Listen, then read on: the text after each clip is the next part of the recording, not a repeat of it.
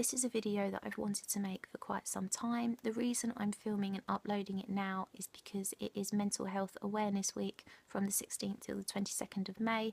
So I felt it would be appropriate and a good time for me to share my own experiences with anxiety and depression. I know I've talked about it before in a few of my other videos, but I just wanted to kind of get my own story out there.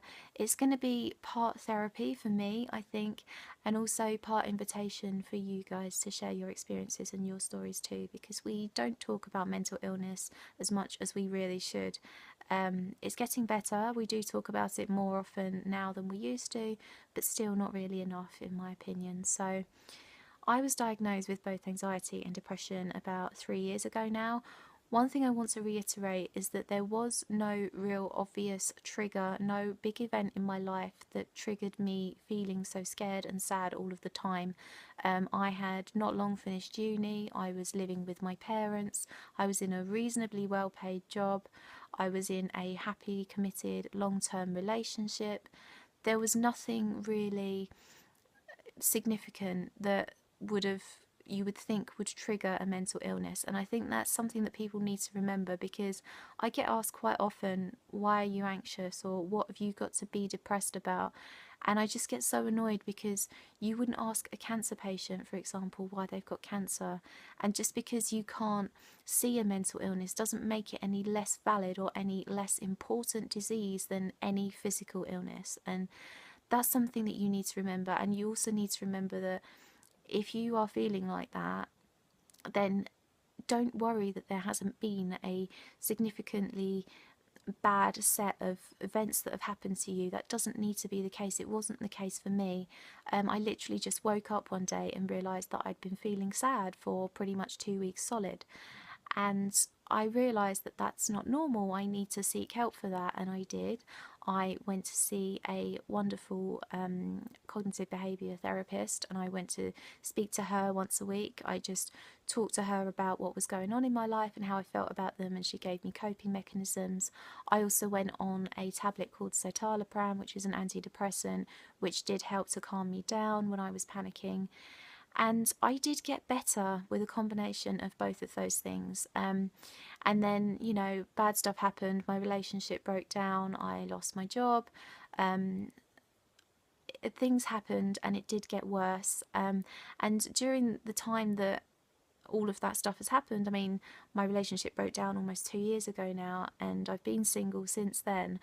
And I've not really had a steady, regular paying job for a long time either. But I've just kind of learnt to deal with the way that I feel. I've kind of accepted that anxiety and depression always will be a part of me. Sometimes they are stronger and sometimes I am controlling them better, but they always will be something that's ingrained in my head, I think. When I kind of try and describe it to people, because it is quite hard to describe, the way I look at it, the easiest way I can describe it is like having a demon couple living inside your head all of the time, because they are so conflicting and they argue a lot. You've got anxiety, who cares about everything, has to have everything perfect, because otherwise bad stuff will happen. Anxiety also thinks that whenever you go out into the street, everyone's looking at you and making judgments about you. None of your friends really like you or spend time with you. They just do it out of some sort of obligation. And then you've got depression, who doesn't care about anything. Everything is hopeless and pointless anyway. And, pretty much anything you do is just a waste of your time and your effort, because nothing really matters. And when you've got both of those forces living inside your head, it is hell. I'm going to be totally honest with you. But they're a part of me. They've been living in my head for 3 years, and I'll admit recently that the relations between them aren't good at all. And it's just something that you have to put up with. You can learn to control them, you can learn to calm either one or both of them down when they have their fights and their conflicts, but you can't really make them move out because they've settled there now. And obviously it does kind of create all sorts of inner turmoils, and you know, I kind of jump to conclusions a lot of the time. It affects my self-esteem. Honestly, whenever I film a video or actually just take a photo of myself at all, I will have anxiety tell me, oh, what are other people going to think about that? Maybe you should redo that picture or refilm that video, because that little tiny error is going to be what people focus on. But then you'll have depression say to you, well, no, just upload that anyway, just put that picture up there, because, you know, what's the point? You know, you've got that, that's you, that's the way you are, so just upload that. So yeah, but pretty much any aspect of my life, they're both there, they're both making judgments, they're both often telling me conflicting things, which it's really hard to deal with. But as I said, I've dealt with it for a long time now, so you know, I've got used to it. And I think they're always going to be there, unfortunately. As I said, I can learn to control them, I can learn to calm them down. And some days are really, really good, actually. Some days I barely even notice that they're there. But other days are like really, really bad. Some days I'm just like so paralyzed with one or both of them that I can't do anything. I will have anxiety telling me that I can't possibly go out today because something bad will happen. You know, either someone I love will kind of reveal that they don't really like me, or a stranger will hurt me or something like that. And then I will also have depression telling me that there's no energy to do anything today. Some days I can't even get lost in a book because my concentration levels are just so sapped by depression.